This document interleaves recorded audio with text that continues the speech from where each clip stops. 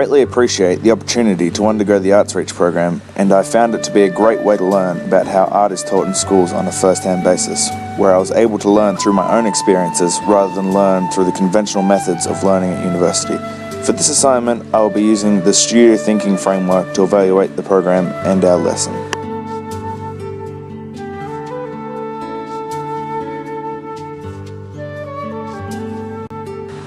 For our skateboard painting lesson, the children were able to use a variety of tools that they had never used before, along with some more familiar tools like paint and rollers. The students were able to learn skills to help them make a stencil/stamp that they would be able to put onto their skateboard. During this process, the children were prompted to try and use techniques that involved using lines to create patterns, as well as to try and think of colors that would complement their designs.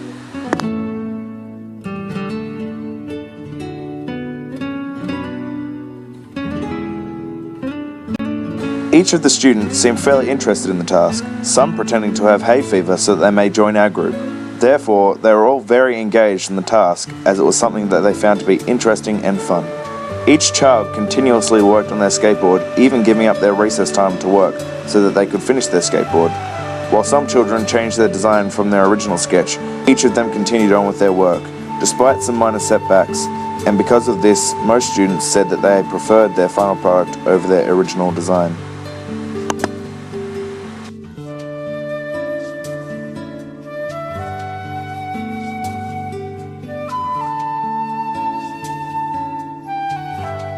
Before the children were allowed to begin work on the stencils and skateboards, we asked them to sketch the designs on paper so that they had time to make a design that was special for them, and to also make any changes before going on to their more permanent task of making a stencil.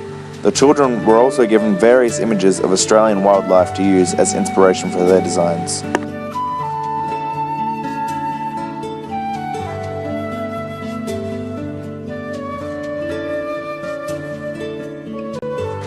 During their sketching time, the children were prompted to think about what story their boards might tell. While many of them stuck with the theme of Australian wildlife, others decided to make a design more personal. One child made his board into a hamburger, as he said all of his artwork is hamburger related, while another made his raven into a zombie, and a pair of students decided to make a design that would work across both of their boards and were able to collaborate with each other to make a design that they both enjoyed.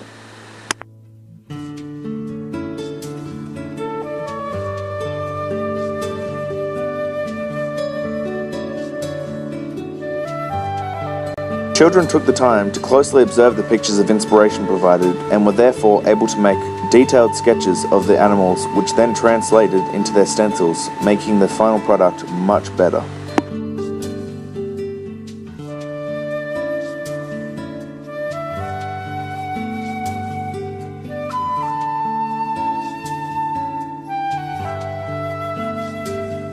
The students all seemed to ask their peers for opinions of their work, and would often talk among themselves about ways in which they may change and improve their ideas, or about ways in which they could solve problems.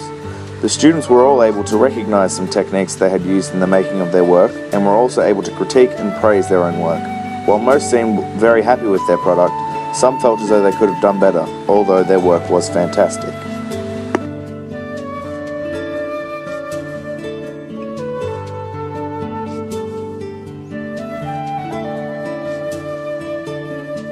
Although all the children were given the time to sketch and plan their masterpieces, many of them changed their designs as they moved from the sketching phase to their stenciling phase. Some because their original design may have been too ambitious for the time period provided, while others simply felt as though they could improve their work, while others further just simply ended up changing their design by accident, which in some cases led to a greater piece of art.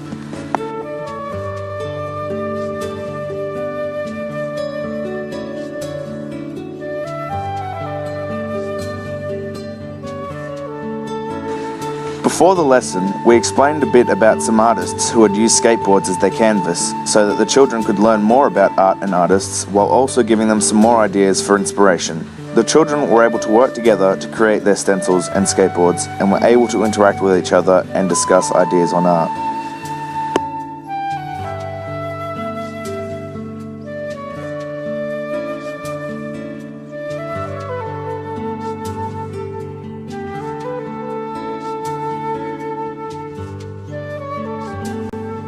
I personally learnt about the importance of planning an art lesson, but not necessarily using it primarily as the guidelines for the lesson. It is important for all artists to be able to change their artwork away from their original ideas, thus allowing for more freedom in the art room, and also so that children can ensure that their artwork is the best that they can do in their eyes, as it is most important that a child feels confident in his own art abilities and is able to know that he has done his best work to feel proud of.